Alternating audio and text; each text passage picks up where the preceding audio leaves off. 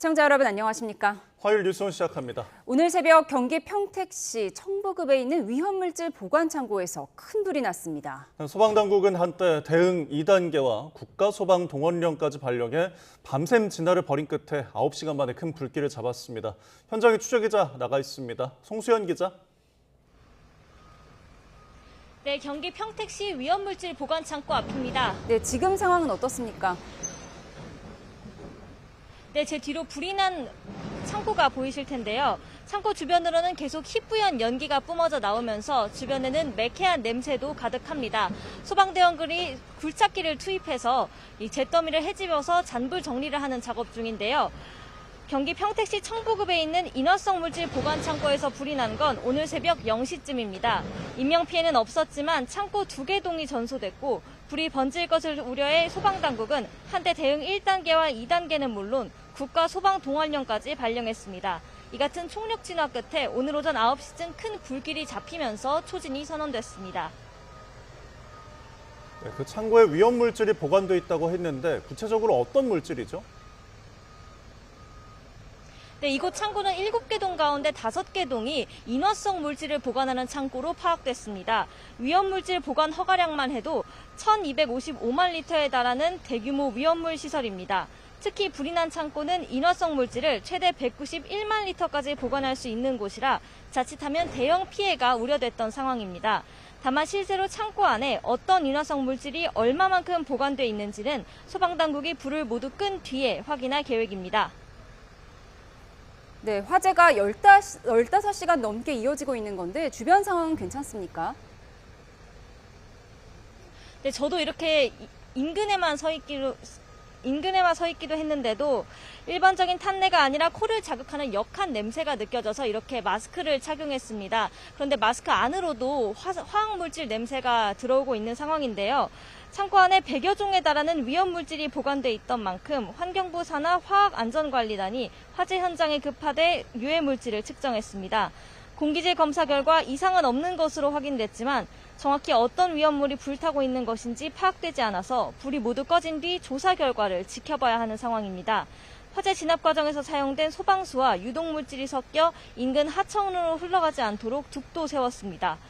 불이 난 직후인 오늘 새벽 1시쯤엔 인근 공장 직원 10여 명이 마을 회관으로 대피했습니다. 지금까지 경기 고양시 위험물질 보관창고 앞에서 YTN 송수연입니다.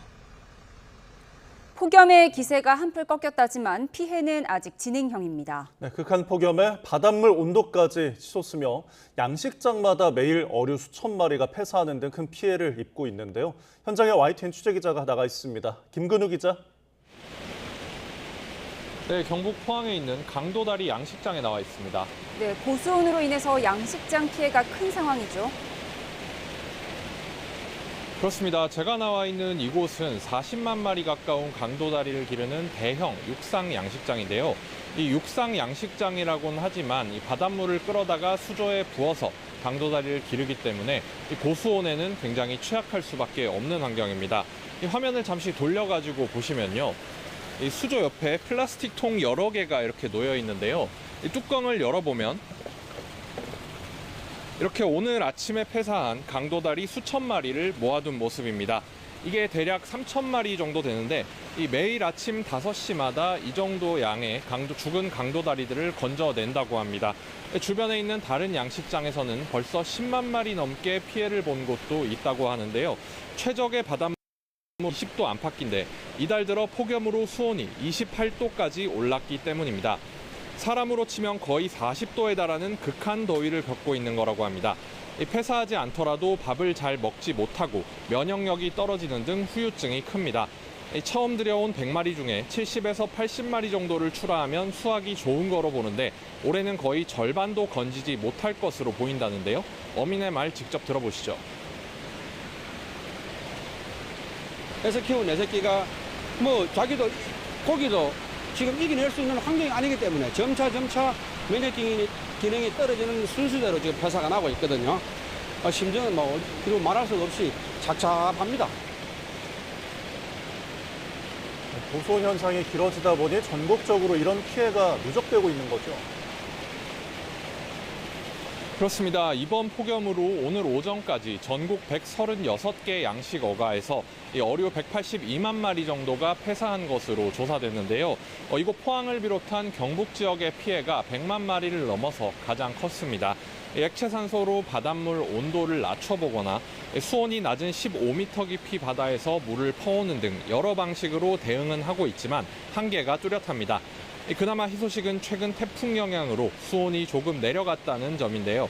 며칠 전까지 28도였던 이곳 양식장 앞 수온이 이번 주 들어서는 27도 정도로 낮아졌다고 합니다. 오늘 밤 일본에 상륙하는 15호 태풍 찬홈이 동해에 진출하며 바닷물을 뒤섞으면 고수온이 더 약해질 수도 있는데요. 하지만 이마저도 원래 적정 수온보다는 훨씬 높은 탓에 피해를 줄이기엔 역부족이라 양식 어가의 시름은 깊어지고 있습니다. 지금까지 경북 포항 강도다리 양식어가에서 YTN 김근우입니다. 폭염에 남부지방 가뭄까지 겹치면서 일부 농산물 가격이 크게 올랐습니다. 네, 이를 판매하는 시장 상인들도 어려움을 겪고 있는데요. 농산물 시장에 나가 있는 취재기자 연결해 보겠습니다. 김대근 기자. 네, 서울 마포 농수산물 시장에 나와 있습니다.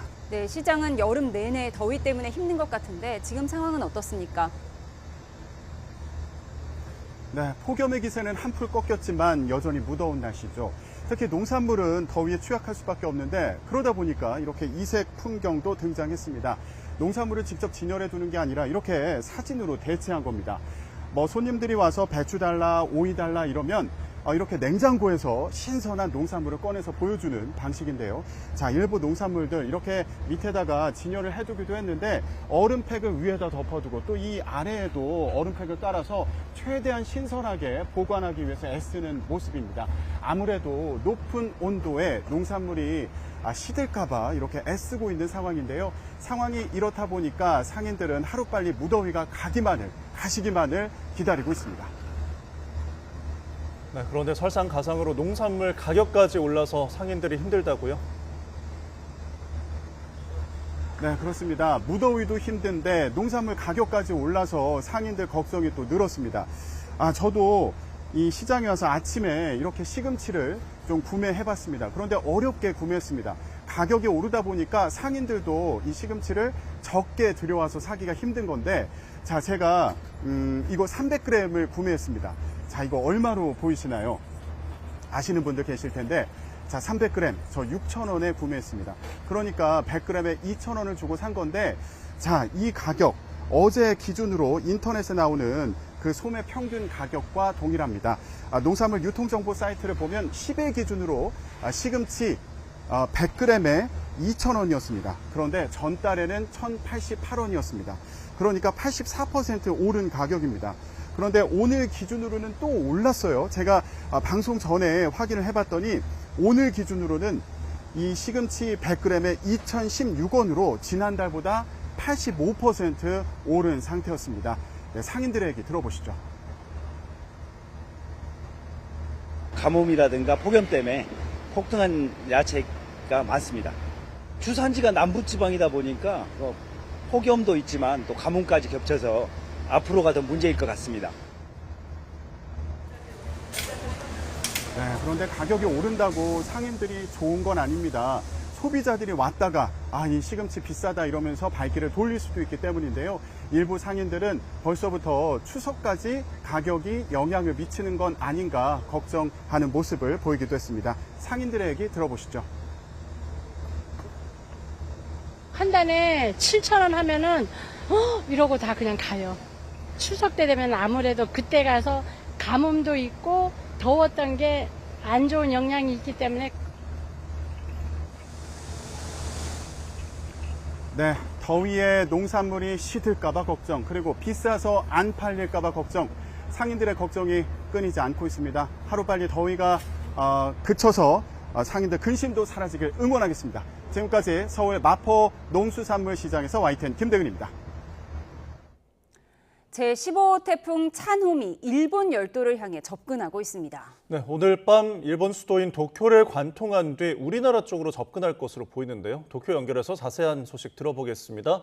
이승배 특파원, 지금 그곳 상황은 어떻습니까? 빗방울이 조금 떨어지고 바람이 약간 불기는 하지만 태풍의 영향이 몸으로 느껴지진 않습니다.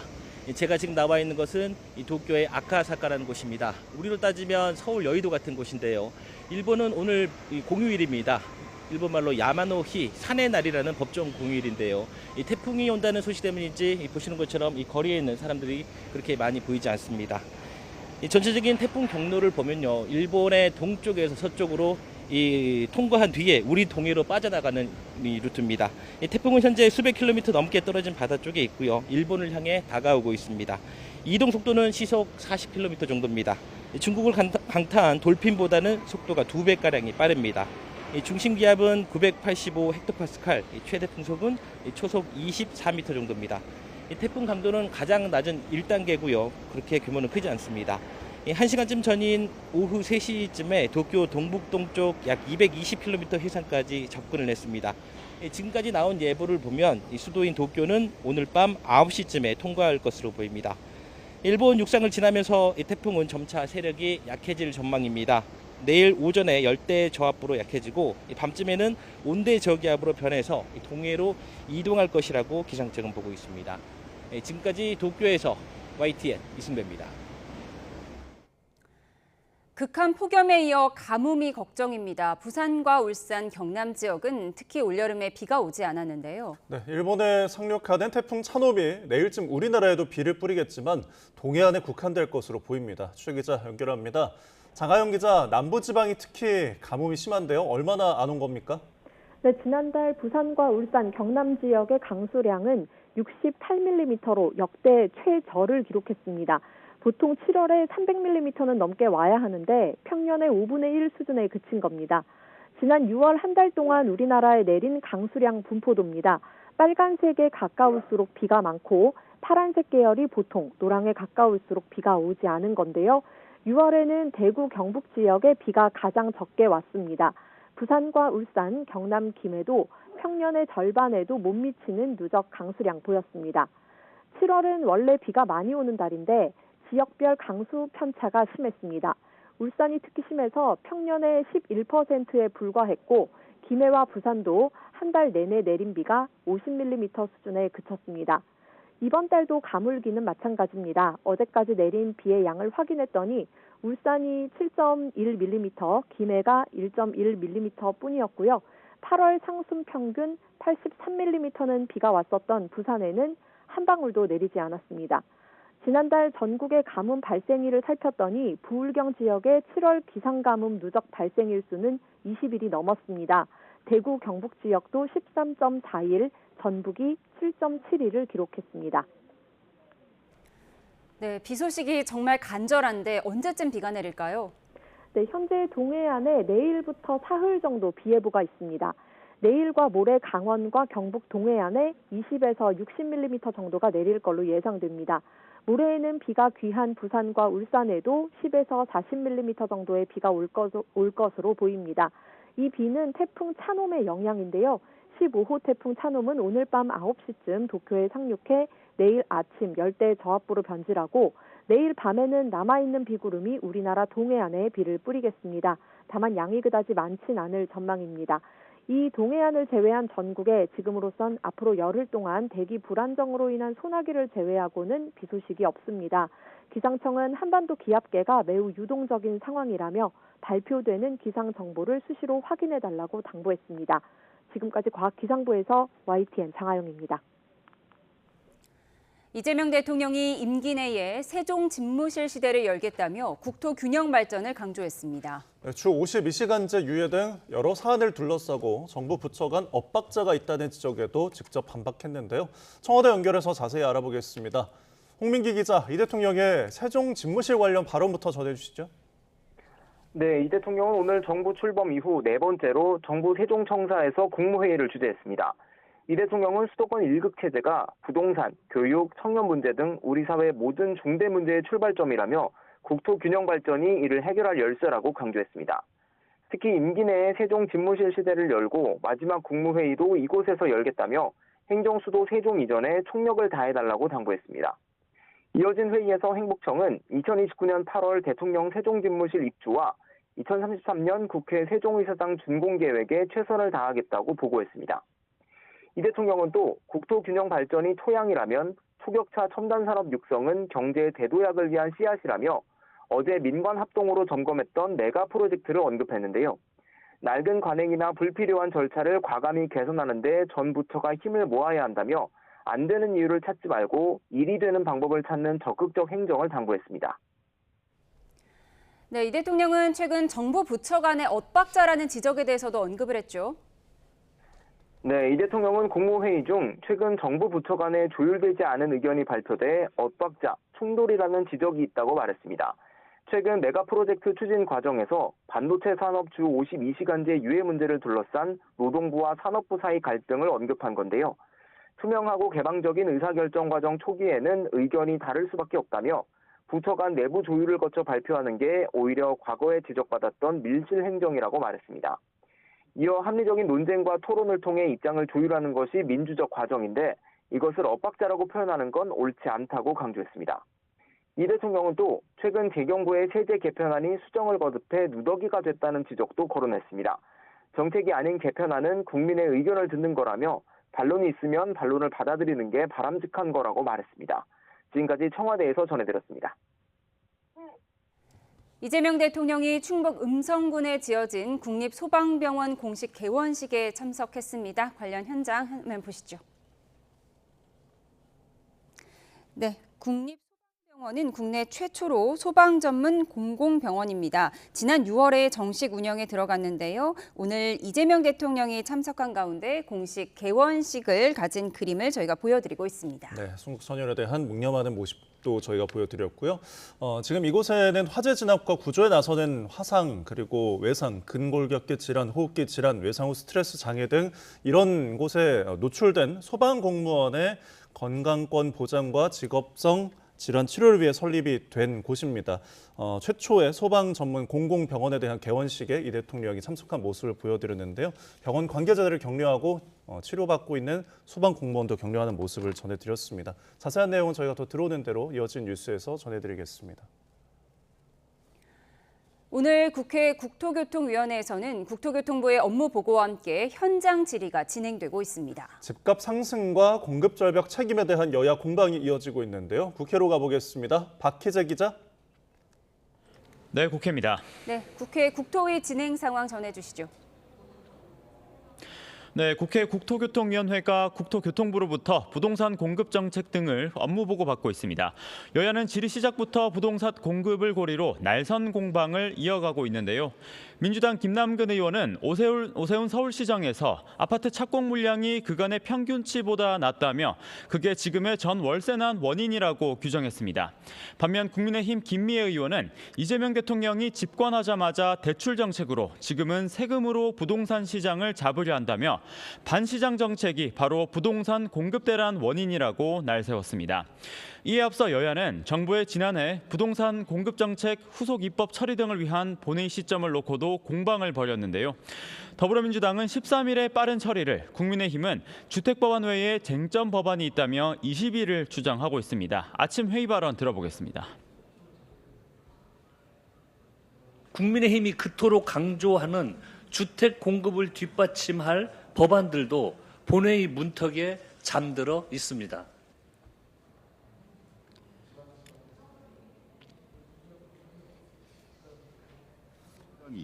유독 주택 공급 입법에 대해서만 야당의 발목 잡기를 운운한다면 누가 납득할 수 있겠습니까?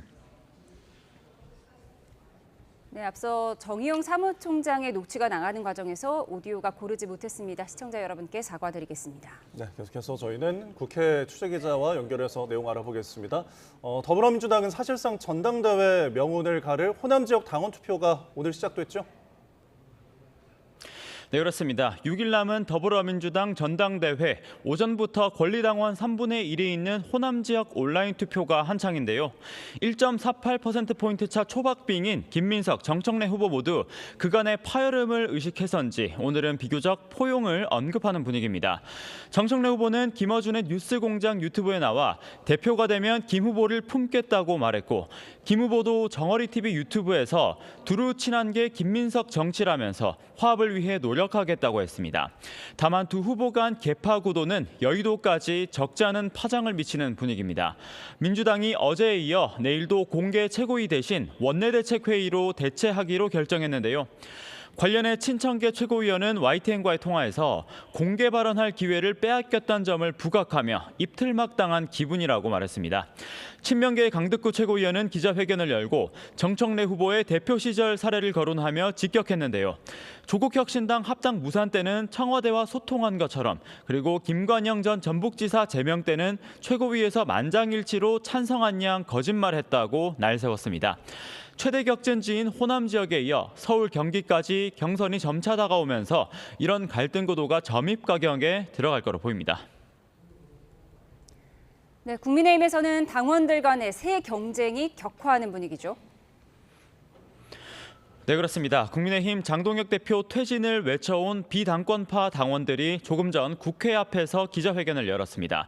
정당한 비판을 내부 총질로 몰고 정치적 생존을 위해 극우 세력에 기대어 왔다고 비판하면서 전당원 투표로 재신임을 묻자고 목소리를 높였는데요. 시민과 당원에게서 퇴진을 요구하는 2만 7천여 개 서명을 받았다는 자료도 현장에서 공개했습니다. 이에 앞서 나흘 전에는 장동혁 대표를 지지하는 당원들이 기강 확립을 위한 징계 요청서를 윤리위에 제출했습니다. 당원 서명 2만 3천여 개를 받은 것으로 나타났는데요. 당원 중심 정당을 표방하는 장동혁 대표를 둘러싸고 당원 간 새 경쟁 조짐이 격화하고 있습니다. 재가동한 조강특위부터 본격화한 선출직 공직자 TF, 그리고 이달 말에 장동혁 대표의 당 운영안 발표 계획까지 곳곳에서 당권 강화 행보를 예고하는 분위기라 향후 상황이 주목됩니다. 지금까지 국회에서 YTN 박 기자입니다.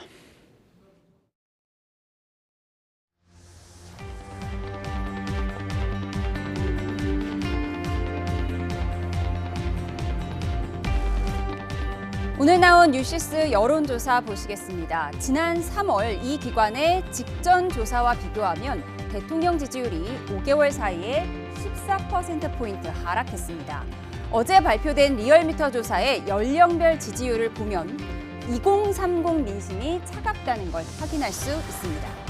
네, 최근 이 같은 흐름은 부동산 이슈 등이 큰 영향을 준 것으로 분석되고 있습니다. 보시는 것처럼 부동산 세제 개편에 대한 반대 목소리가 이렇게 43.9%로 높은 가운데 특히 2030 세대가 이 부동산 문제에 예민한 걸 여론조사로 확인할 수 있습니다. 이 같은 반발 여론을 의식했을까요? 이재명 대통령은 혜택 보는 사람은 가만히 있고 부담이 커지는 쪽만 반감을 갖기 때문에 세금 만지는 사람은 항상 욕을 먹게 돼 있다며 구윤철 경제부총리에게 기어서 다니시라는 농담을 건넸습니다. 관련 영상 먼저 보고 오시죠. 나는 매일 국회 가는 버스 안에서 버스만 보고 나의 뜻을 이해해줄 그런 청년은 없어. 상임위원이던지 버스하우스 이거 어떻게 생각하십니까? 옛다죠, 옛다. 그러니까 좋은 시절을 만나서 잘 살아온 586 세대. 네. 쟤들한테는 이거라도 던져주는 게 감지덕지지 이런 느낌이에요. 옛다와 감지덕지. 여당과 정부의 리더 지도자들이 하는 실수나 사실 사건들이 민심 악화에는 굉장히 큰 영향을 주거든요. 그래서 저희들부터도 좀 자중자애하고 민심을 이렇게 잘 떠받드는 버스 발언 때문에 공공은 민심이 버스 떠나듯이 가버렸다. 이제 돌아간 버스는 안 옵니다. 세금 만지는 사람은 바꾸면 반드시 욕을 먹게 돼 있어요. 네? 바꿔서 혜택을 보는 쪽은 가만히 있고, 네. 바꿔서 저 부담이 늘어나는 쪽은 엄청나게 반감을 가지게 돼 있습니다. 그러니까 무조건 기어서 다니세요. 네, 알겠습니다. 알겠습니다.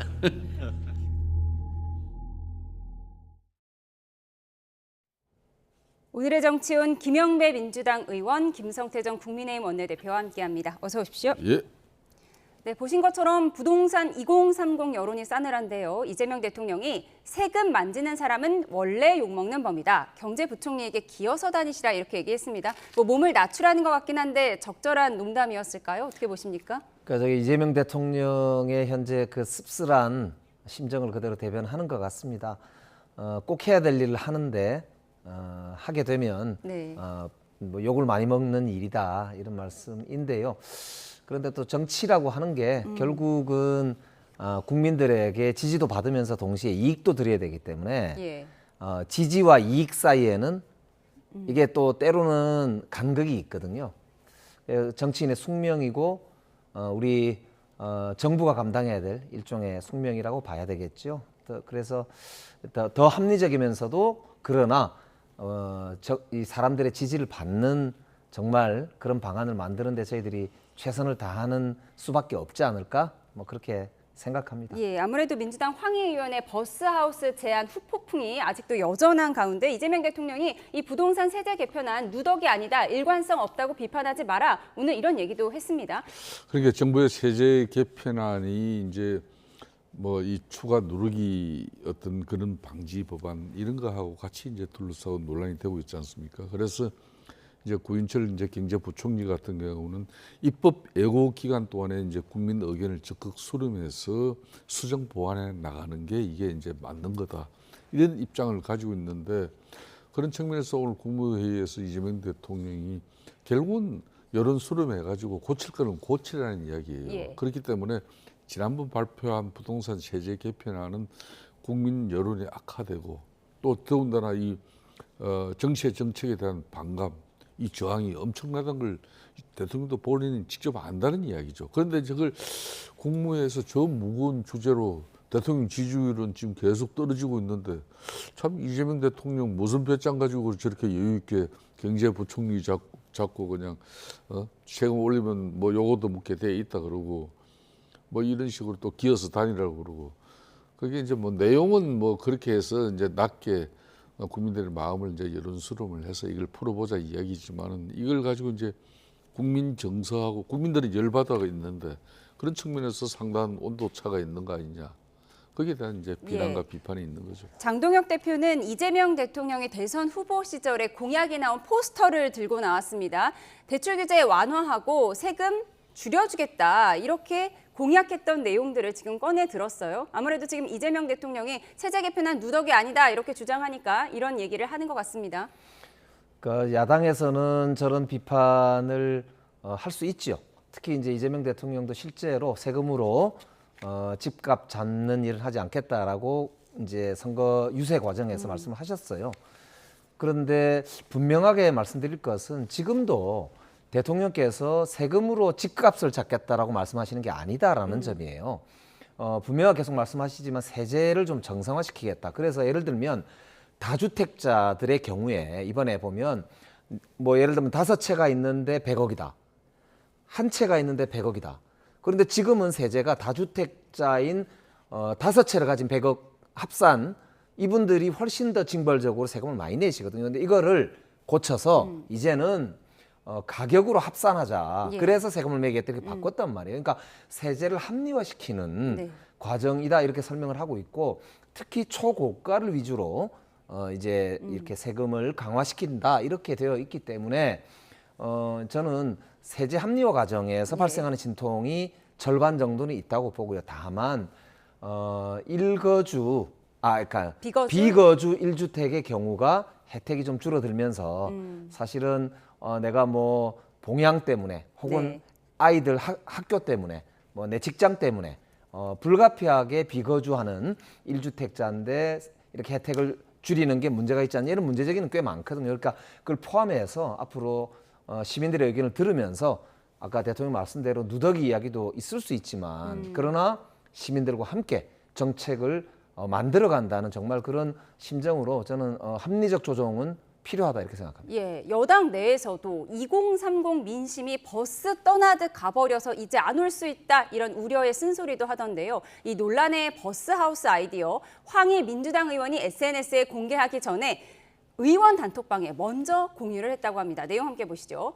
이를 본 수도권 한 민주당 의원이 우려스럽다는 의견을 올렸지만 곧이어 황 의원은 해당 아이디어를 자신의 SNS에 공개를 했고요. 이후 논란이 커지자 민주당 의원 단체방에 당에 피해를 주게 돼 죄송하다는 취지로 사과 글을 올렸습니다. 당에 대한 사과는 논란 당일에 이뤄진 반면 대국민 사과는 사흘 뒤인 어제야 나온 건데요. 황 의원이 어제 예정됐던 기자간담회 일정도 전격 취소하고 SNS로 대체한 배경에는 당 지도부에 강력한 만류가 있었던 걸로 전해졌습니다. 네, 당 지도부가 만류한 게 맞습니까? 그러니까 만류라기보다는요. 저 경우는 사실 오해가 많이 섞여 있는 거거든요. 황희 의원 입장에서는 한편으로는 국민들께 죄송한 말씀을 드린 거고 또 한편으로는 사실은 본인은 조금 억울한 측면도 있어요. 왜냐하면 저게 이제 스웨덴이나 홍콩이나 이런 나라들에서 보면 청년들이 주거가 워낙 비싸고 어려우니까 소형 주택을 많이 보급을 여러 이제 방식으로 했어요. 그 중에 이제 버스를 곧 개조한 것도 있고요. 모듈러 주택이라고 해서 짓기 쉬운 그런 이제 건축비가 덜 드는 거죠. 그런 걸 공공 용지를 이용해서 공급하는 경우들이 꽤 사례가 많거든요.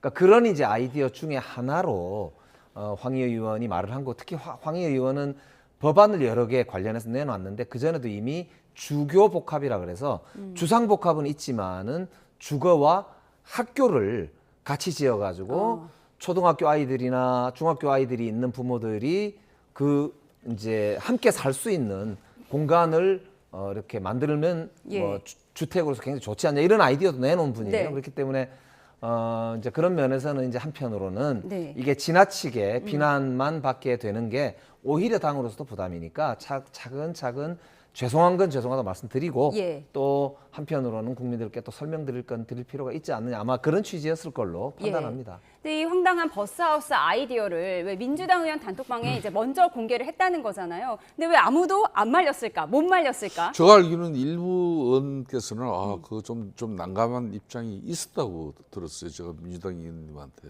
그럼에도 불구하고 이제 황희 의원 입장에서는 이게 그래도 괜찮은 아이디어라고 본인은 생각한 거예요.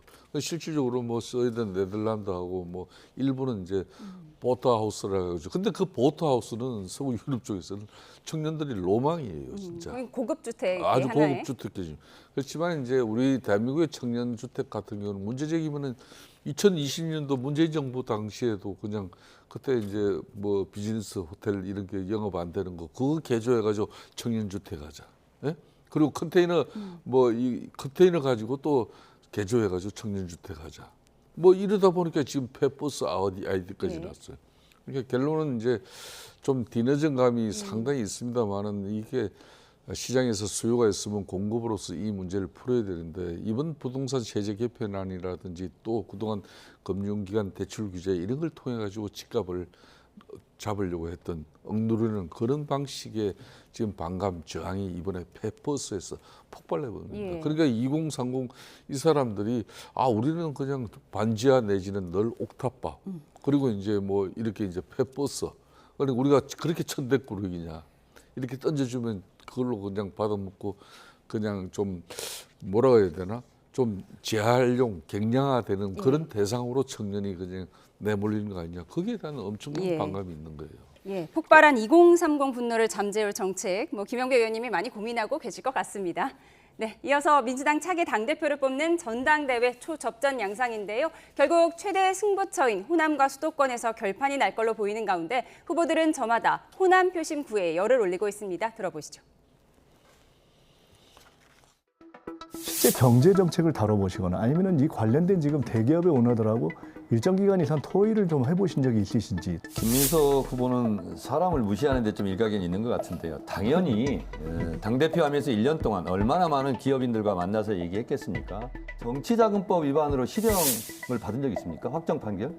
이미 인사청문회 때 윤석열 라인들이 저를 정치적으로 엮어서 그 문제가 됐다는 것은 핵심파 지지층이 사실은 지금 등을 돌린 것 같습니다. 전통적 지지층이 다시 열정으로 돌아설 수 있도록 해야 된다. 그러려면 정청래가 당대표가 되는 것이 당대표가 되는 즉시 대통령의 지지율은 10% 이상 올라갈 것이다. 실제로 당청 관계 때문에 걱정이 돼서 자문 못 이룰 정도로 좋지가 않아요. 내가 이재명을 지켰다 아무리 떠들어도 본인이 싫다고 하면 계속 따지면 이게 스토커란 말이에요. 이게. 네, 김민석, 송영길의 정청래 협공 2대1 구도인 건 여전한 것 같습니다. 이제 남은 변수가 서울, 경기, 호남 그리고 전체 여론조사 등이 남았는데요. 지금 여론조사 결과를 보면 전체는 보시는 것처럼 김민석 46.8, 정청래 35.2로 나타나고 있고요. 호남 지역 보여주시죠. 호남 지역에서는 김민석 후보가 크게 앞섭니다. 57.7 대 28.2. 서울 지역은 김민석 39.9, 정청래 34.5. 김민석 후보가 5.4%포인트 앞서는 상황입니다. 어떻게 해석하십니까? 예, 호남은 아무래도 김민석 후보가 좀 유리하다는 게 중평인 것 같습니다. 호남 지역의 당원이 상당히 많잖아요. 호남이 한 50만 되고요. 예. 수도권이 60만 좀 되거든요. 그래서 이제 굉장히 호남이 중요한 그런 분기점이 될 텐데요. 예.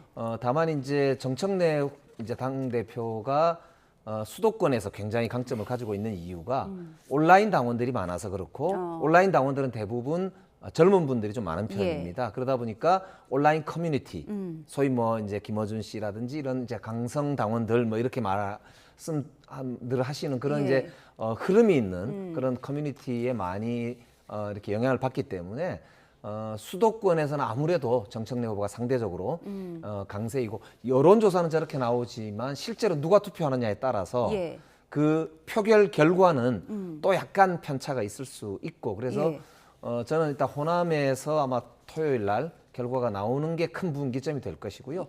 거기에 따라서 일요일 날 이제 이 우리 수도권의 마지막 표결 결과가 굉장히 주목되지 않나 싶습니다. 예, 호남과 서울이 남았기 때문에 굉장히 앞으로 결과를 알 수가 없는데 지금 여론조사상으로는 김민석 후보가 앞서고 있습니다. 그런데 오늘 김어준 씨 유튜브에서 정청래 후보가 내가 당대표 되면 대통령 지지율이 10% 오를 것이다라고 했어요. 어떤 근거일까요?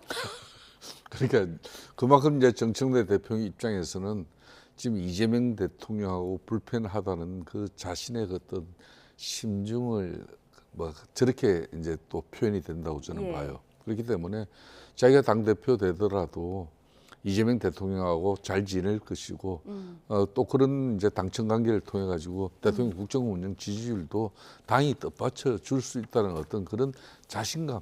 그러니까 이제 좀 전에도 김용배 위원장께서 이야기를 하셨지만은 이제 선거가 거의 막판이거든요. 그러니까 전남, 강주, 이제 전북 여기에다 서울, 경기 해버리면 70%예요. 예. 그러니까, 어제 후보들이 공개한 인생 한 컷도 화면으로 보여주시면 좋을 것 같습니다. 예. 그러니까 이제 정청래 후보 입장에서는 이제 특히 호남 본토에서 이제 자신의 지지가 이제 특히 이제 김민석 후보 같은 경우는 정책적 지원을 받고 있잖아요. 그러니까 호남 반도체 클러스터 같은 경우도 이게 가장 큰 수혜는 이제 호남 지역 주민들인데 그런 측면에서 이제 이재명 정부가 정책적으로 이걸 안정스럽게 추진할 수 있는 당의 뒷받침 이게 대단히 중요하다 말입니다. 그런 측면에서 가령 노동계 같은 경우도 주 52시간 유연제 이런 걸 갖다가 반도체 호남 그 특별법을 가지고 뒷받침을 해주려면 만약 정청래 대표 같은 경우는 노동계 의식해가지고 뒷받침 잘 안 되면은 낭패스럽잖아요. 그런 걸 하나를 보더라도 이제 상당히 호남 유권자 같은 경우는 또 정치적 수준이 높아요. 그러니까 전략적 선택이라는 게 들어갈 수가 있는 거예요. 그런 측면에서 이제 김민석 지금 후보가 유리한 것이고 상대적으로 정청래 후보는 지금 열세로 나오는 그런 여론조사가 많이 나오고 있지 않습니까? 그래서 전체적인 지금 선거 결과는 아마 이제 뭐 김민석 후보 쪽으로 저는 기울어지지 않겠냐 이리 보지만은 그렇지만은 여전히 이재명 대통령 국정 운영 방식에 대한 민주당 지금 지지층 김어준 씨 같은 경우는 코어 지지층이 이탈되기 때문에 지지율이 떨어진다 그러잖아요. 그런 반감이 있기 때문에 그 결론은 정청래 당대표가 후보가 서울 경기에서 좀 상당히 또 이겨낼 수도 있다. 그러면 호각지세가 된다. 그렇게 보는 거예요. 예, 제가 화면 설명을 좀 해드리면요. 이게 어제 토론회에서 후보들이 정한 인생 한 컷입니다. 화면 왼쪽으로 보면 노란 목도리를 두른 정청래 후보 손에 황금돼지 저금통이 그려진 피켓이 들려있죠. 2002년 노무현 대선 캠프의 선거자금 마련 이런 화면으로 볼 수가 있겠고요. 가운데를 보시면 김민석 후보가 고른 건 1997년 대선 당시 김대중 전 대통령과 함께한 사진입니다. 그리고 마지막으로 오른쪽에 송영길 후보 지난 대선 당시 선거운동 도중에 망치로 피습당해서 머리를 다쳤었는데 그 부상 투혼을 한 거죠. 이재명 후보 지원 유세를 이어갔던 사진을 꼽았다는 점도 저희가 함께 보여드렸습니다. 이어서 국민의힘 상황을 좀 보도록 하겠습니다. 국민의힘 상황 녹록지 않죠. 장동혁 대표 퇴진 촉구 서명운동 추진단이 오늘 기자회견을 열고 전당원 투표를 제안했습니다. 화면 함께 보시죠. 2만 7천여 명이 참여한 장 대표 사퇴 촉구 서명과 국민의힘 중진 의원 33명에게 보낸 연판장에 대한 응답 내용도 함께 공개할 예정이었는데요. 맞불 성격으로 장 대표 팬카페에서는 지지 서명을 진행하고 있습니다.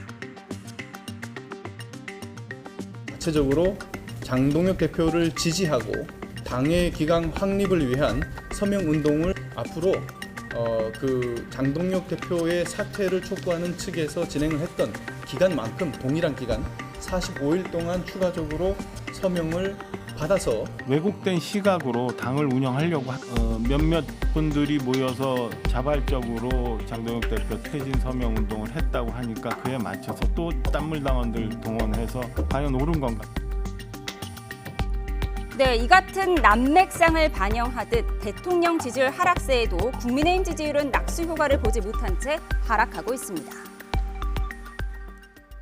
네, 장동혁 대표 사퇴 추진단이 3선 이상 중진 의원들에게 서한을 보내서 퇴진운동 동참을 요청했다고 합니다. 의원 명단과 답변도 공개한 건가요? 지금 화면 왼쪽으로는 장동혁 스탑, 장동혁 퇴진하라는 거고요.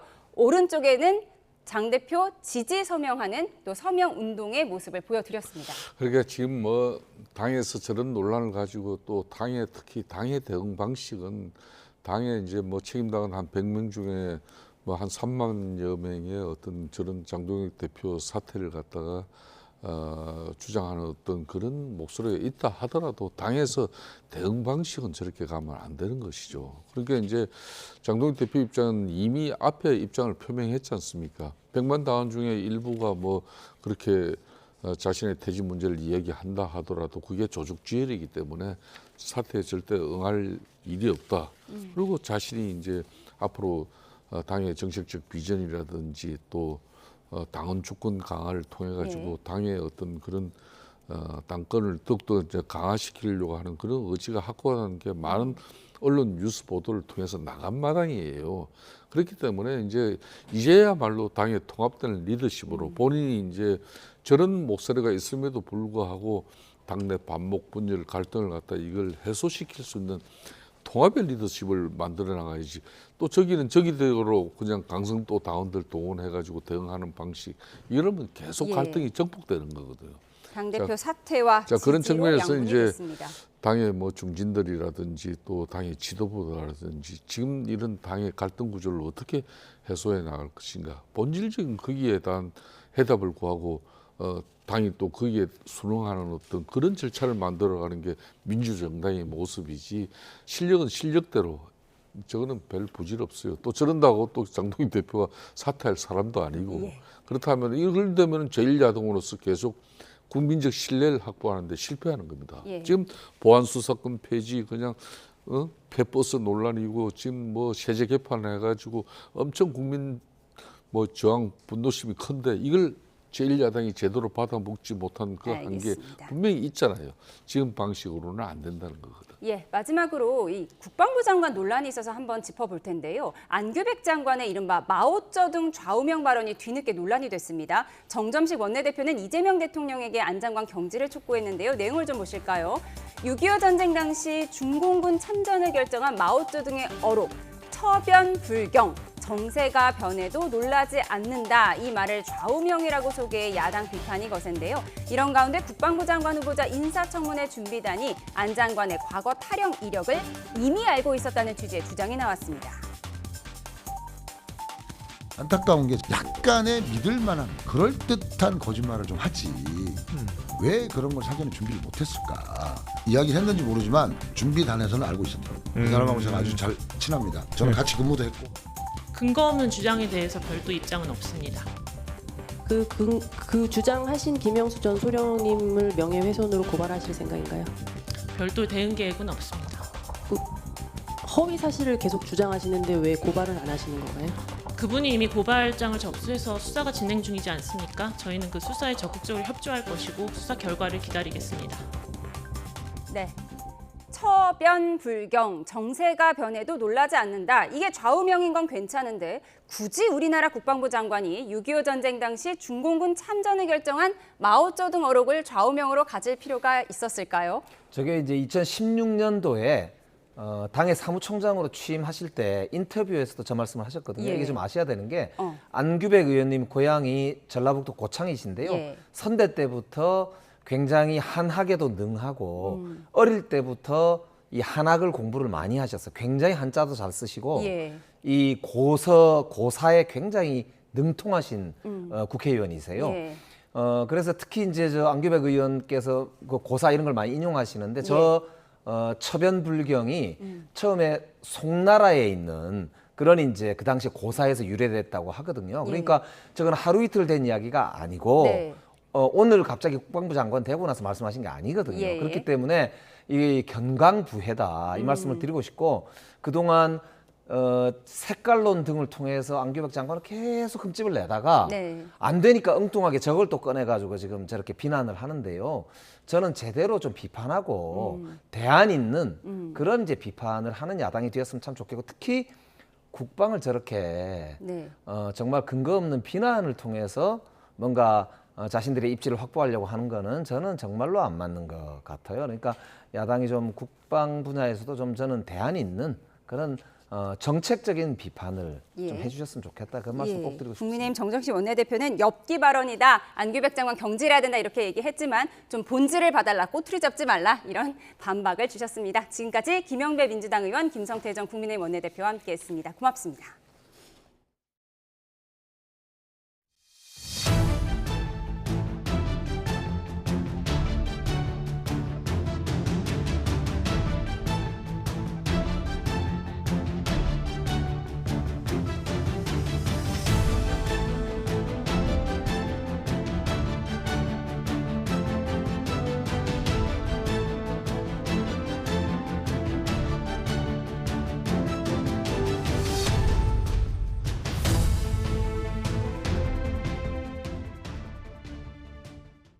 최근 쉬어가던 대형 반도체주가 반등하면서 코스피도 장중 강세로 전환해 6,300대에 안착했습니다. 장중 하락 전환했던 코스닥도 강보합으로 거래를 마쳤는데요. 취재기자 연결해 자세히 들어보겠습니다. 윤태인 기자, 오늘은 코스피가 상승 마감했다고요? 네, 코스피는 0.73% 오른 6,346으로 마감했습니다. 앞서 0.95% 내린 6,240으로 장을 연 코스피는 장 초반 약세장에서 횡보를 보이다가 강세로 전환해 6,400을 넘기기도 했는데요. 장 후반에는 상승분을 일부 반납했습니다. 오늘 코스피 상승은 이번 달 수출액이 역대 8월 기준 최대치를 기록했고 특히 반도체 수출이 크게 늘어 호조를 주도하는 등 반도체의 실적 모멘텀을 재확인했다는 평가가 나옵니다. 이에 따라 코스피 수급에서 외국인이 순매수로 전환해 반도체 업종이 강세를 보였다는 등의 분석이 나옵니다. 코스피 수급을 보면 외국인과 기관이 순매수했고 개인이 순매도했습니다. 코스피 상위 종목을 보면 반도체 업종이 수출 호조와 저가 매수세 유입으로 삼성전자가 4.13% 오른 23만 9,500원에 마감했고 SK하이닉스는 0.35% 오른 142만 5천원에 거래를 마쳤습니다. 이런 가운데 0.69% 내린 849로 출발한 코스닥은 장중 2% 넘는 875까지 오르기도 했지만 다시 하락 전환하는 등 혼조세를 보였습니다.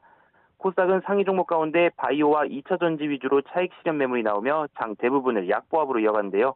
후반에 상승 전환하며 0.39% 강보합인 858에 장을 마쳤습니다.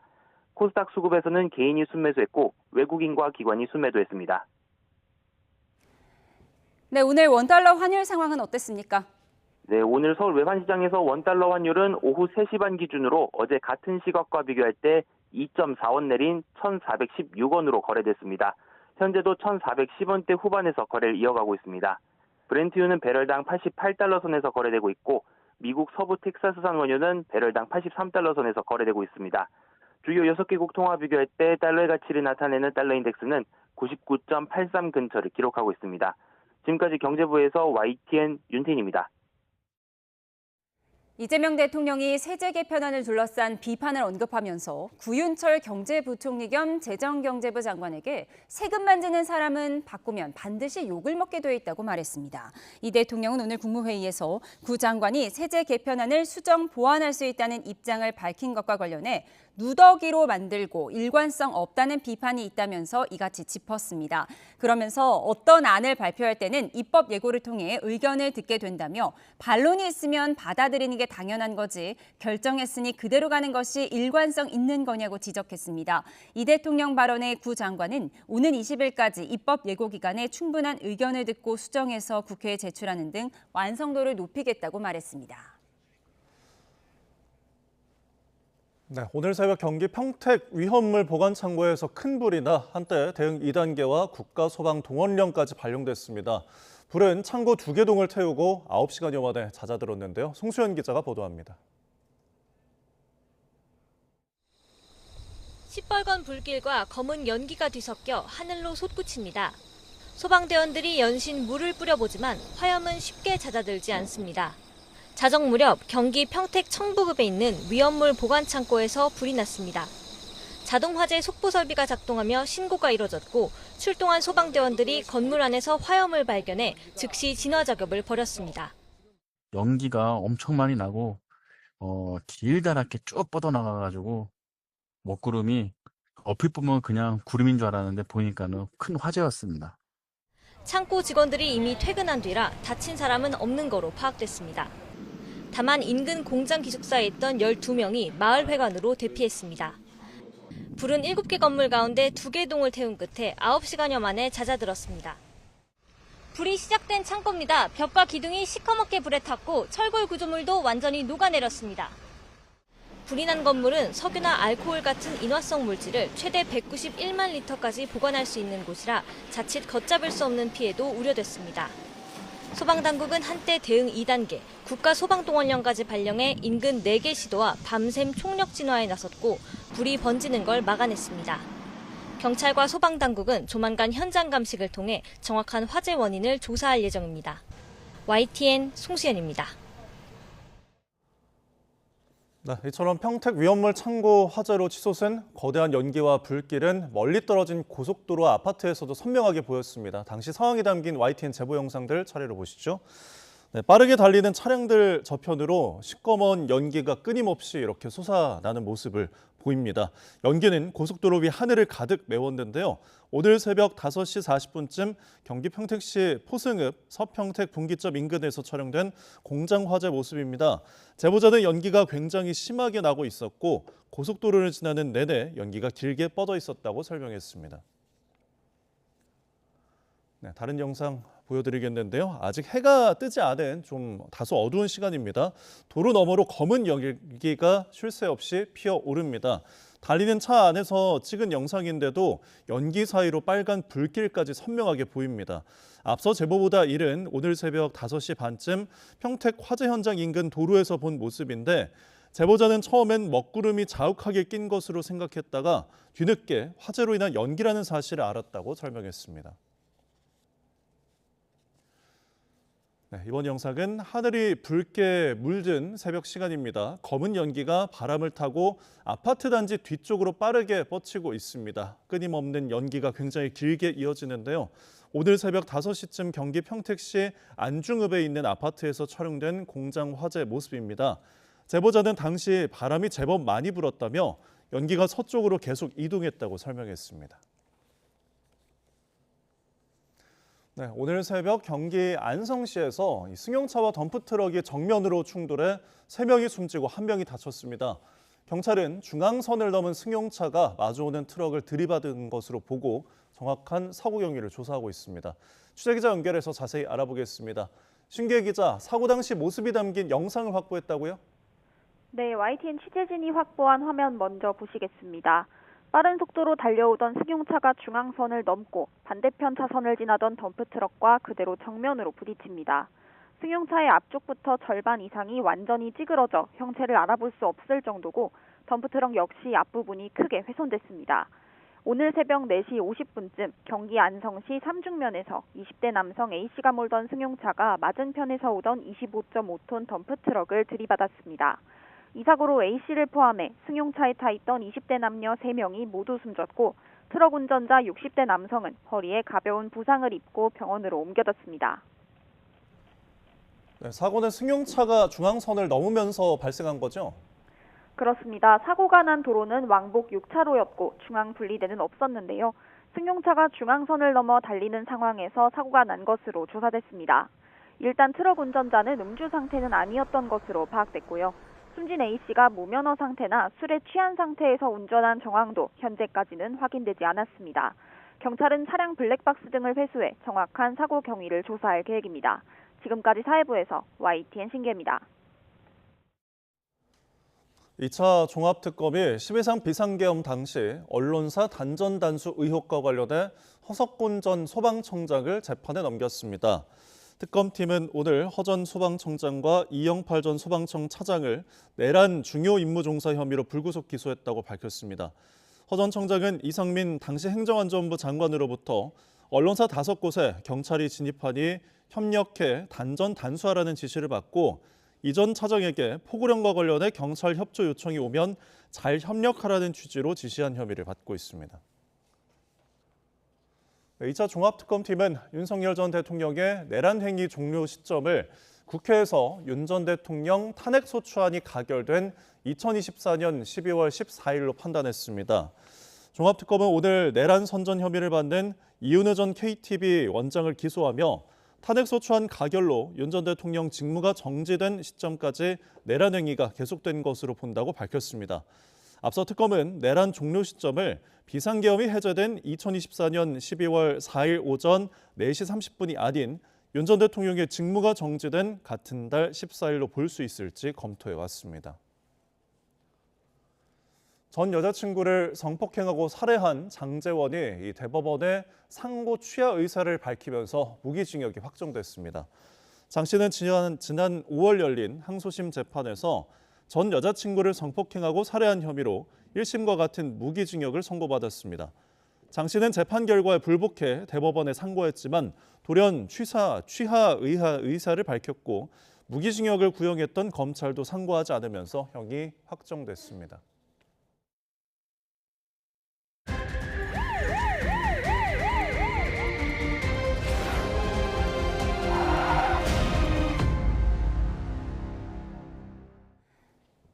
사설 구급차의 실태를 알아보는 YTN 연속 보도입니다. 앞서 전해드린 중학생 참변뿐 아니라 구급차 사고로 지난 5년 동안 수십 명이 목숨을 잃었고 부상자가 4천여 명이 넘는 걸로 집계됐습니다. 응급 환자를 위한 운행조차 아닌 경우도 많아 대책 마련이 시급해 보입니다. 김혜린 기자입니다. 서울 상봉동.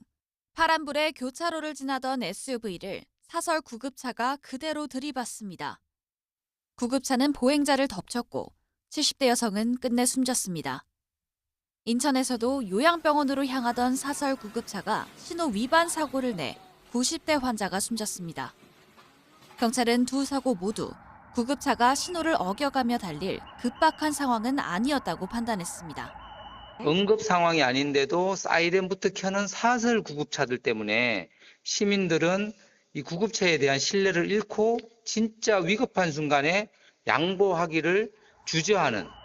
환자를 살리겠다며 위험천만 운전을 하다 되려 사람 목숨을 앗아가는 구급차 사고는 해마다 수십 건씩 발생합니다. 보험개발원을 통해 11개 보험사에 접수된 구급차 사고 통계를 받아봤습니다. 먼저 사망자부터 보겠습니다.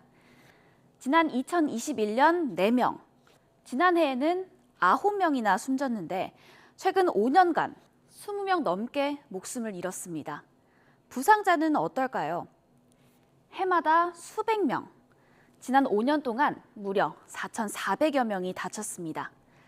차량이 대부분 파손된 대형 사고만 해도 매년 수십 건씩 발생했습니다. 사고 유형별로 보면 신호 위반이 가장 많았습니다. 구급차가 사고를 내거나 당한 경우가 모두 포함된 집계인데 문제는 반복적으로 사고를 내도 사설업체에 가할 수 있는 마땅한 제재가 없다는 겁니다. 규제 사각지대에 있는 게 사실이고요. 응급의료 체계에 불필요한 존재라고 생각하면 책임과 의무를 부과하고 그에 따른 양질의 서비스를 제공할 수 있도록 지도 감독하는 게 보건복지부의 역할이 아닐까. 보건복지부는 운행 중 사고를 낸 사설 구급차 업체에 불이익을 주는 방안을 검토하고 있다고 밝혔지만 실효성 있는 대책이 언제쯤 마련될지에 대해서는 명확한 답을 주지 않고 있습니다. YTN 김혜린입니다. 대구 동부경찰서는 대낮에 전자발찌를 차고 나체로 도심을 돌아다닌 혐의로 50대 A씨를 체포해서 조사하고 있습니다. A씨는 어제 대구 신암동의 거리를 나체로 돌아다닌 혐의를 받고 있습니다. A씨는 성범죄로 복역한 뒤 전자발찌를 차고 지난 3월에 출소한 상태였습니다. 마약 간이시약 검사 결과는 음성으로 나왔고 A씨는 경찰에 정신과 약을 먹었다고 진술한 걸로 파악됐습니다. 경찰은 누범 기간인 점을 고려해 A씨에 대해 구속영장을 신청할 계획입니다. 배우 하영이 4대째 의사 집안이라는 가족사를 공개했다가 증조부의 친일 의혹에 휩싸였습니다. 소속사는 처음엔 사실 무근이라고 반박했지만 관련 기록이 확인되자 성급한 해명이었다며 고개를 숙였습니다. 김승환 기자입니다. 넷플릭스 중증 외상센터로 이름을 알린 배우 하영. 최근 신작 홍보를 위한 인터뷰에서 4대째 이어진 의사 집안의 내력을 잇따라 소개했습니다. 아버지랑 할아버지랑 그 증조 할아버지부터 의사를 하셨다고 들었어, 나는. 내가 듣기로는 양의학으로 한양에 이제 개업을 아마 처음 하신 의사라고. 일본에서 서양의학을 공부해 서울에서 개원했다는 구체적인 단서에 온라인에서는 증조부가 의사 안상호라는 추정이 나왔고 친일 행적 의혹이 불거졌습니다. 소속사는 증조부가 안상호인 것은 맞지만 친일 의혹은 사실 무근이라고 반박했습니다. 하지만 100여 년 전 기록들이 잇따라 소환되면서 파장은 더 커졌습니다. 1918년 12월 10일자 조선총독부 기관지 매일신보입니다. 서양 의술을 수입해 성공한 안상호가 일선동체의 가정을 만드는데도 제일 먼저 성공했다는 내용이 적혀 있습니다. 일본과 조선을 하나로 묶으려 했던 일제의 선전 논리가 담긴 표현입니다. 안상호가 평의원으로 활동했던 대정친목회 역시 조선 총독부 정책에 협력했던 친일 성격의 단체로 평가됩니다. 다만 안상호는 정부가 공식 발표한 친일 반민족 행위자 명단이나 민족문제연구소가 편찬한 친일 인명사전에는 등재되지 않았습니다. 하영의 SNS에는 누리꾼들의 비판적인 댓글이 이어지며 논란이 커지자 결국 소속사는 입장을 번복하고 고개를 숙였습니다. 추가 확인 결과 안상호가 1916년 대정친목회 평의원 명단에 이름을 올린 기록이 실제로 존재한다고 인정했습니다. 이어 충분한 검증 없이 사실무근이라고 성급하게 답변해 혼란을 드렸다며 사과했습니다. 조상의 행적을 후손에게 책임질 순 없지만 자랑스럽게 꺼낸 가족사로 100여 년 전 기록까지 검증받게 된 상황. 광복절을 앞두고 불거진 논란에 성급한 해명까지 더해지면서 씁쓸한 뒷맛을 남겼습니다. YTN 김승환입니다.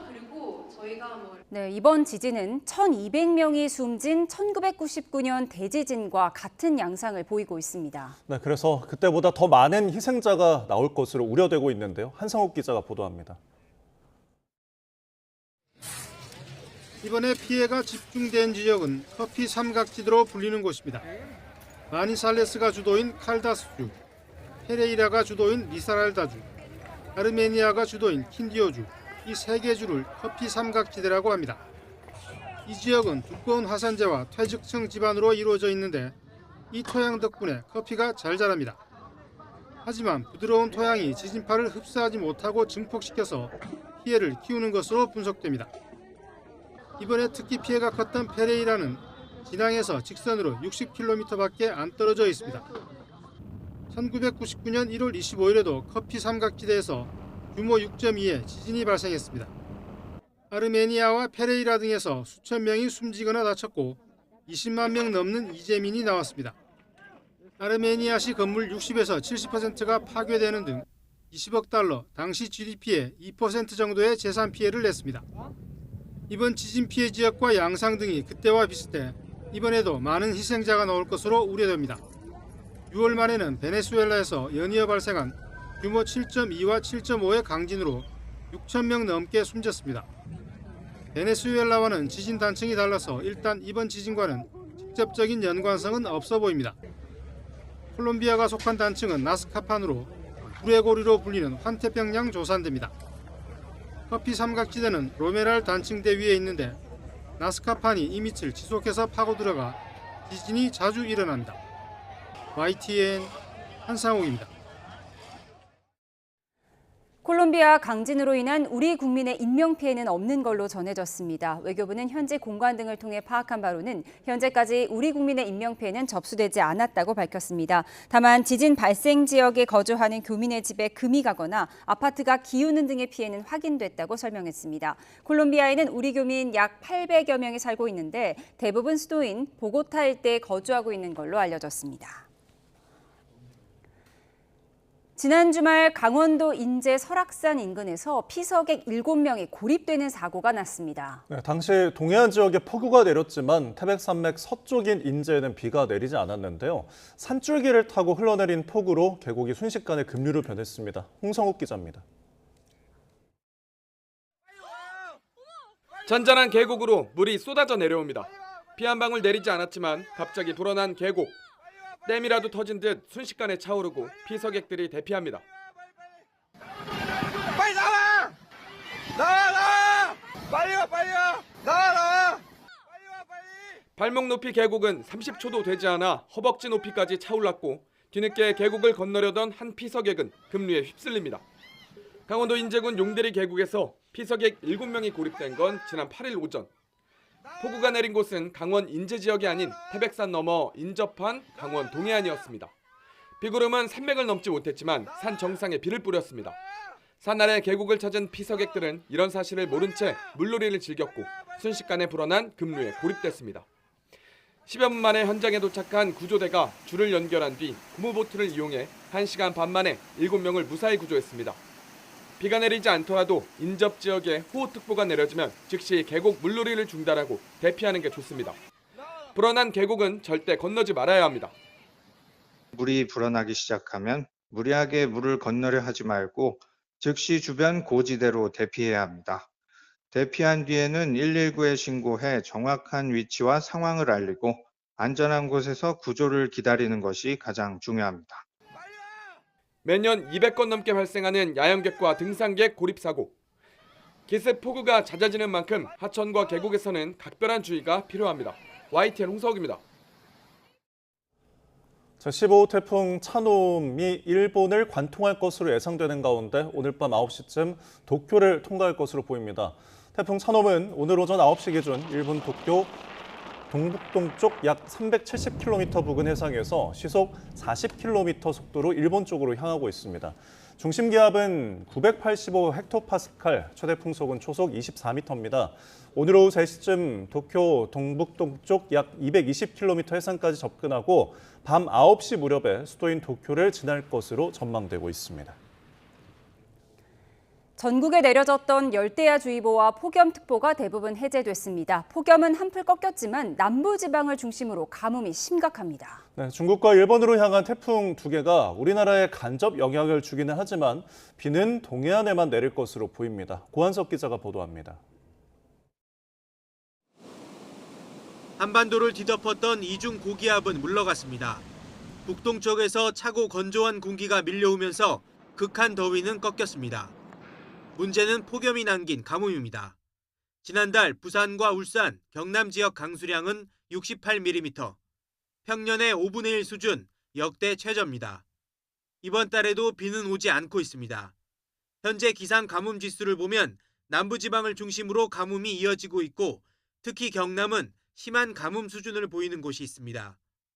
지난달 부울경 지역의 기상 가뭄 발생 일수는 20일을 넘었고 대구 경북도 13.4일, 전북은 7.7일을 기록했습니다. 태풍도 영남권 가뭄을 해소하지 못합니다. 15호 태풍 차놈은 일본을 지나면서 점차 약해집니다.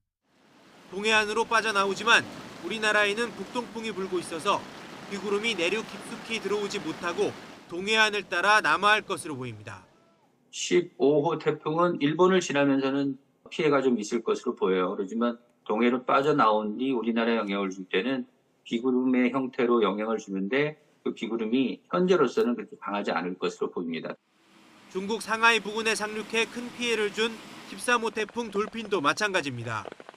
세력이 약해진 뒤 남긴 비구름은 우리나라보다는 중국 내륙 쪽으로 퍼질 가능성에 무게가 실리고 있습니다.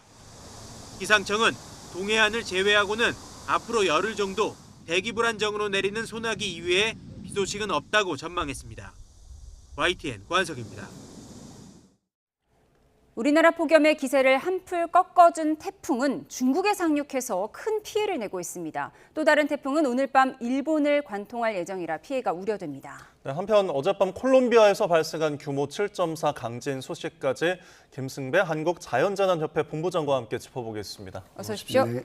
네, 갑자기 좀 선선해졌는데 이게 태풍이 이중 열돔 두 개의 이불을 좀 강타한 덕분이라고요? 그렇습니다. 대기가 이제 연속성이 있기 때문에 사실은 저 개인적으로는 태풍이 이 열돔을 깼다라는 표현보다는 북쪽에서 내려온 상층 기압골이 찬 공기가 그동안 초롱성 같았던 그 열돔을 약간 와해시키는 역할을 했다고 봅니다. 예. 그런데 당연히 밑에 그 13호, 또 15호, 16호, 또 멀리 있었지만 14호 이 태풍들이 남쪽에서 이제 좌충우돌 하듯이 그랬는데 이렇게 아까 40도 안팎의 기온을 보이다가 34도 5도를 가지고 갑자기 시원해졌다고 표현을 하더라고요. 그만큼 이제 상대적인 건데 예.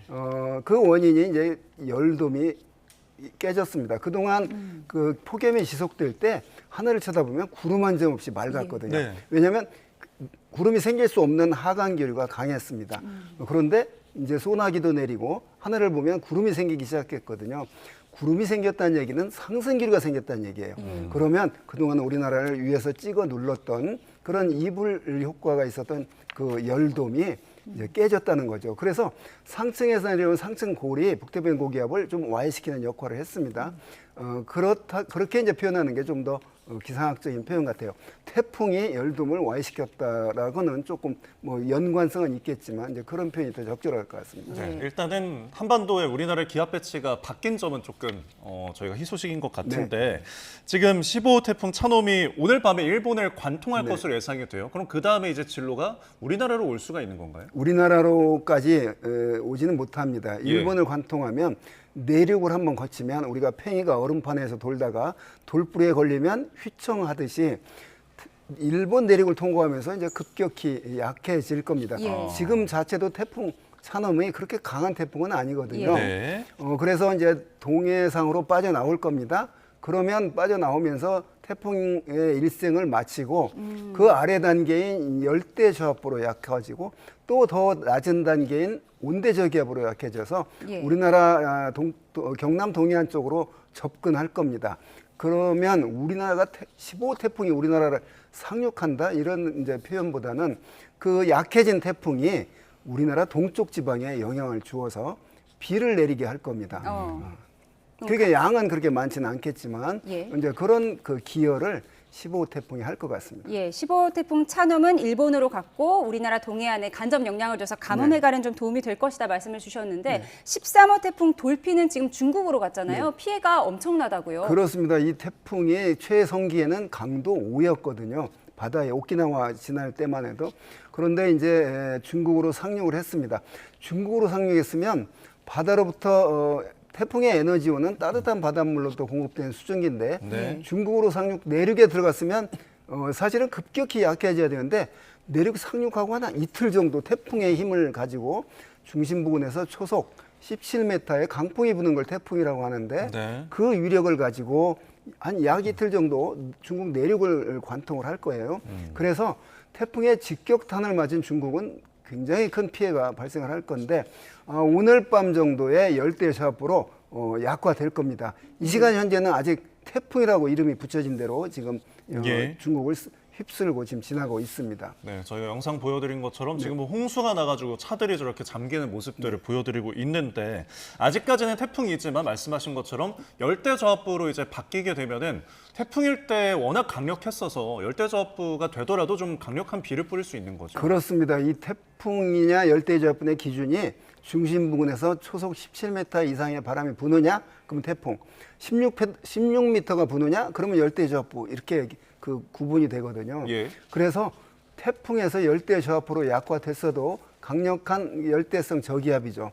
또 설령 더 낮은 온대저기압으로 약화됐더라도 이 썩어도 준치라는 말이 있듯이 태풍에서 변질된 그런 그 온대 저기압은 역시 많은 수증기를 몰고 온 그 저기압이기 때문에 네. 지금까지도 비가 많이 내렸는데 앞으로도 중국에는 더 많은 비가 내릴 가능성이 있어서 지난 태풍 바비 때도 이 중국 내륙으로 태풍이 상륙했는데 예. 우리나라 쪽으로는 그 더위를 가져온 그 고기압 때문에 오지 못하고 7호, 8호 태풍이 일본에 큰 영향을 줬고 다 우리나라를 지금 비껴가고 있는 태풍의 예. 형태를 보이고 있는데 앞으로 과연 이제 이대로 계속 갈 것이냐인데 지금 영남 지방은 이대로 갔다가는 가뭄 때문에 큰 그 물 부족을 겪을 가능성이 예. 높거든요. 예. 그래서 하여튼 그쪽은 비가 많이 오는 방법은 비를 만회하는 방법은 태풍에 기댈 수밖에 없는데 하여간 지켜봐야 되겠습니다.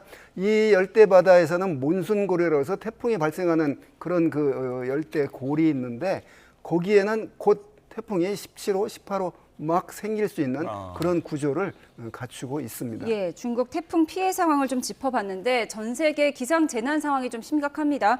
지금 콜롬비아에서는 강진이 났는데요. 일본과 베네수엘라에 이어서 지금 전 세계적으로 강진이 이어지고 있습니다. 콜롬비아도 원래 이 지진 취약 지역인가요? 그렇습니다.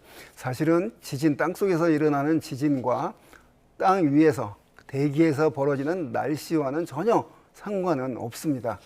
그런데 그 일본 지진도 최근 있었고 또 그 콜롬비아 지진이 있었는데 이 미국 지질 연구소 분석에 따르면 이번 콜롬비아 지진이 규모 7.4입니다. 예.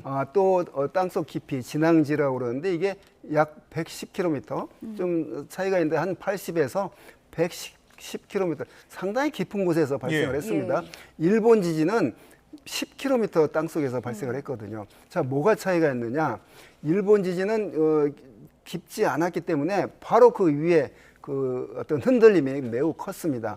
이번 콜롬비아 지진은 매우 땅속 깊은 곳에서 발생을 했는데 예.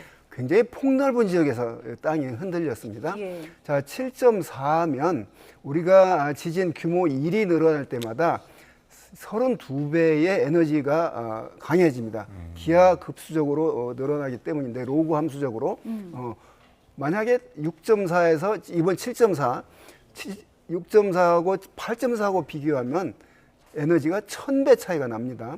그래서 이번에 상당히 7.4예요. 그런데 원래 콜롬비아 지역이 그 지역이 판과 판 사이, 그러니까 우리가 축구공을 연상해 보면 축구공 가죽 조각을 이렇게 대서 붙였잖아요.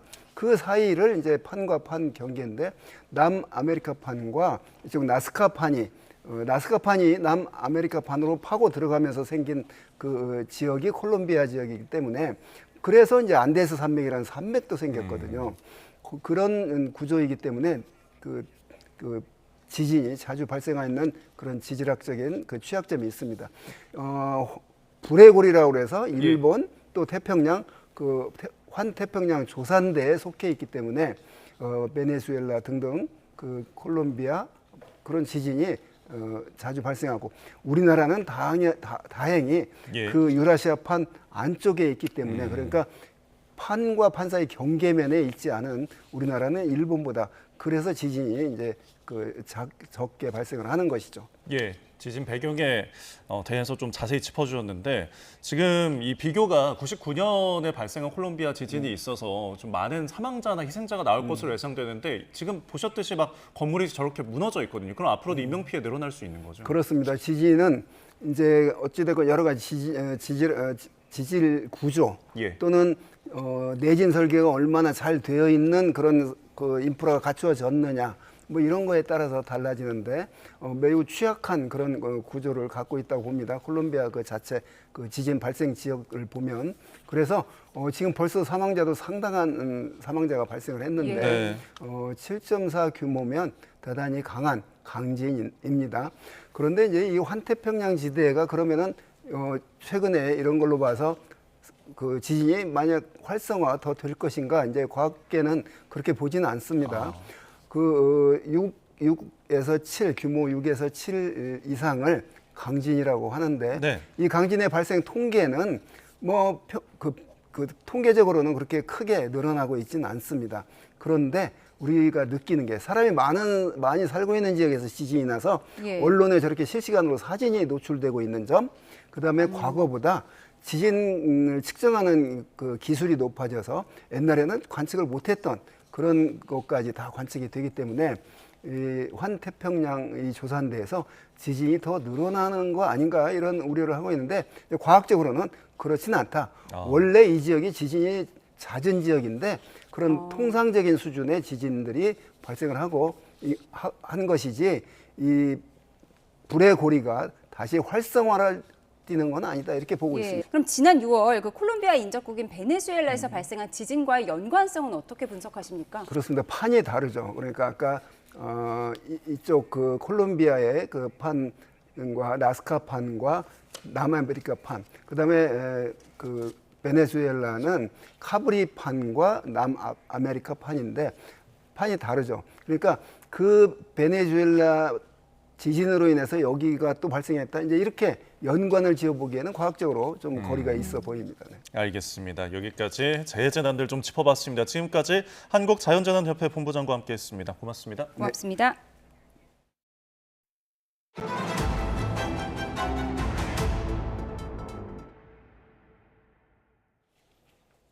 네, 페제시키안 이란 대통령이 모스타바 최고 지도자와의 면담 사실을 공개하며 건강 이상설을 공개 반박했습니다. 하지만 오히려 논란만 더 확산시켰다는 지적이 나옵니다. 김선중 기자입니다. 지난 5일 페제시키안 이란 대통령은 현재 최고 지도자와의 소통이 매우 어려운 상황이라고 말했습니다. امکان ارتباط با ایشون الان خیلی سخته ولی به هر حال بودنش نقطه قوت بسیار بالایی است برای ما. 순식간에 위독설이 퍼지자 이란 언론들은 모주타바의 영상을 공개하며 건강에 문제가 없다고 반박했습니다. 하지만 옛날 영상을 재편집한 것으로 드러나면서 의혹은 더 커졌습니다. 급기야 닷새 만에 페제스키안 대통령은 모주타바를 직접 그것도 7시간이나 면담했다고 말을 바꿨습니다. از هر دری گفتیم. همه مشکلات رو گفتیم. دغدغه‌هامون رو گفتیم. از نظر سلامت کاملا 모주타바가 단결과 결속을 강조했다며 건재함을 알리는 데 주력했지만 논란은 수그러들지 않고 있습니다. 앞서 이란 반체제 매체들은 모주타바는 매우 유독한 상태로 혁명수비대 총사령관 출신의 모센 레자이 군사 고문이 실질적인 최고 지도자 역할을 하고 있다고 주장했습니다. ناوهای آمریکا برای پایگاه آمریکا خطرات جدی به وجود خواهد اومد.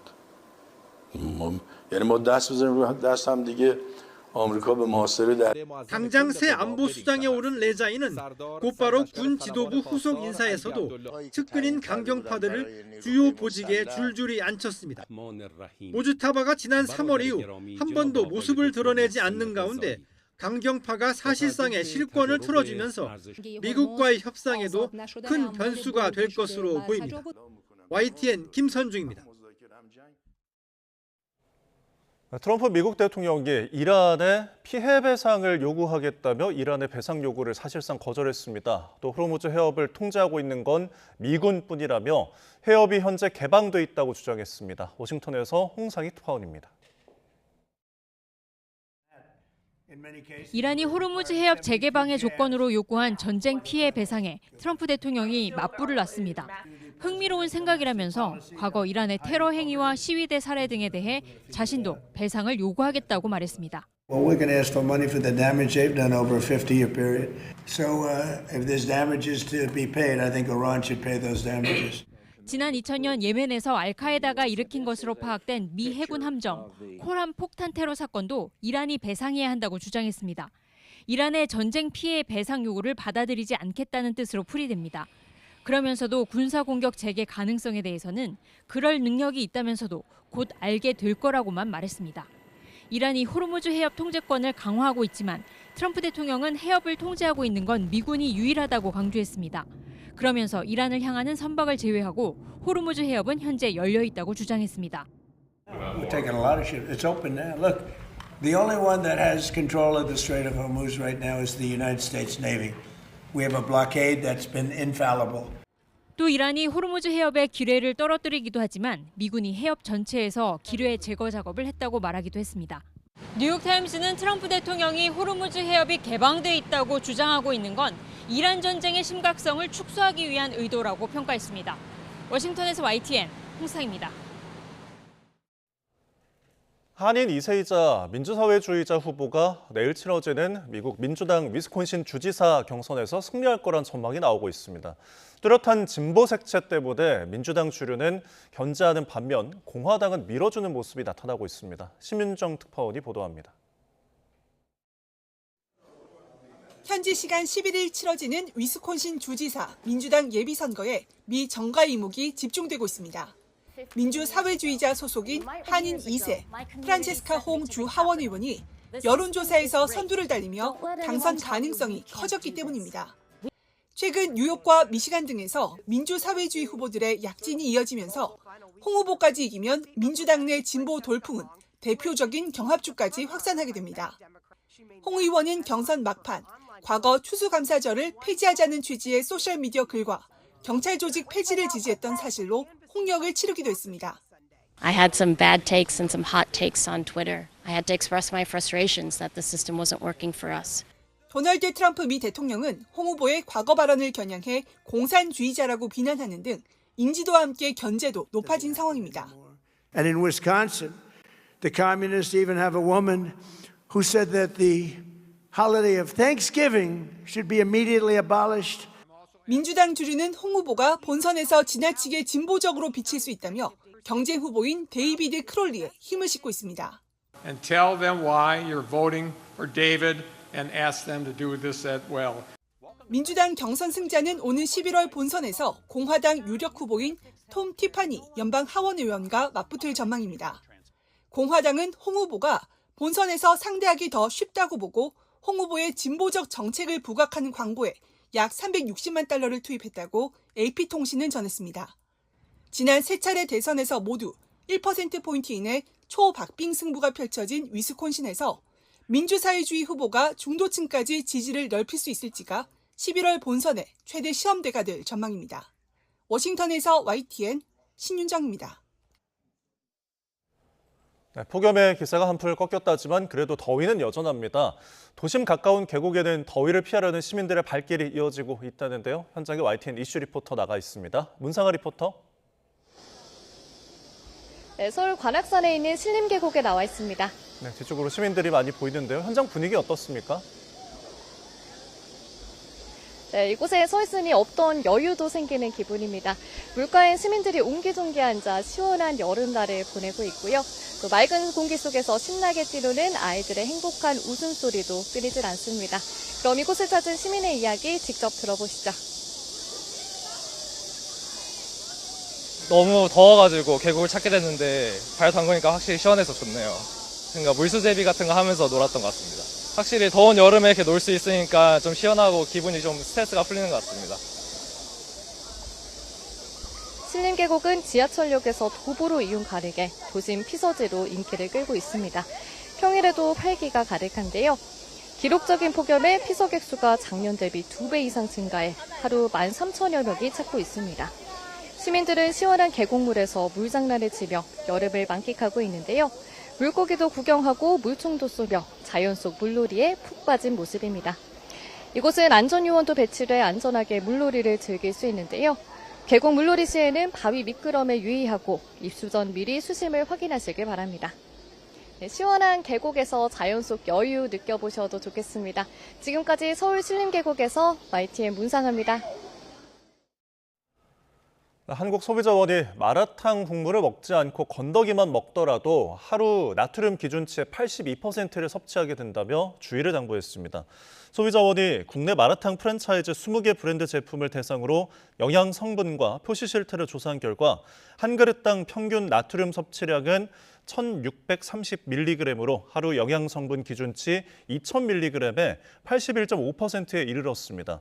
국물까지 포함한 평균 나트륨 함량은 5,380mg으로 하루 기준치에 269%에 이르렀습니다. 네, 캐나다 산불이 서부 지역 곳곳으로 확산하면서 피해가 커지고 있습니다. 온라인에는 지난 일요일 새벽 브리티시 컬럼비아주 97번 고속도로를 따라 산불이 밤하늘을 붉게 물들이는 모습이 올라왔습니다. 당시 현지 운전자는 도로를 가득 메운 화염을 뚫고 필사의 탈출을 감행했습니다. 캐나다에서는 이번 산불로 80살 여성 1명이 숨지고 2만 명이 넘는 주민들이 대피했습니다. 캐나다는 서부 지역에 비상사태를 선포하고 산불 진화에 총력을 기울이고 있습니다. 지난주 40도를 넘나들던 극한 폭염의 기세는 꺾였습니다. 조금 전 경기 일부를 제외한 대부분 지역에 폭염특보가 해제됐고 열대야주의보도 34일 만에 모두 해제됐는데요. 하지만 더위에 대한 긴장을 늦춰선 안 됩니다. 한낮에 서울이 33도까지 오르는 등 서쪽 지역에서는 무더운 날씨가 계속되겠습니다. 하늘은 전국이 대체로 맑겠고요. 강원 영동 지방은 흐린 가운데 오전부터 비가 내리겠습니다. 강원 동해안과 산간, 경북 북동부에 최대 60mm가 내리겠고요. 모레는 경북 남부 동해안에 최대 40mm가 예상됩니다. 내일 아침 서울은 23도로 나흘째 열대야가 쉬어가겠고요. 대전과 대구도 20도에 머무르겠습니다. 한낮에는 서울과 존주 33도까지 오르는 등 오늘만큼 덥겠습니다. 반면 동풍의 영향을 받는 동해안 지역은 강릉 26도, 포항 28도로 비교적 선선하겠습니다. 폭염은 꺾였지만 남부지방은 가뭄이 비상입니다. 당분간 동해안을 중심으로만 비가 예보돼 있어 남부 해갈에는 크게 도움이 되지 못할 것으로 보입니다. 날씨였습니다. 이상으로 화요일에 보내드린 뉴스원 마치겠습니다. 함께해 주신 여러분 고맙습니다.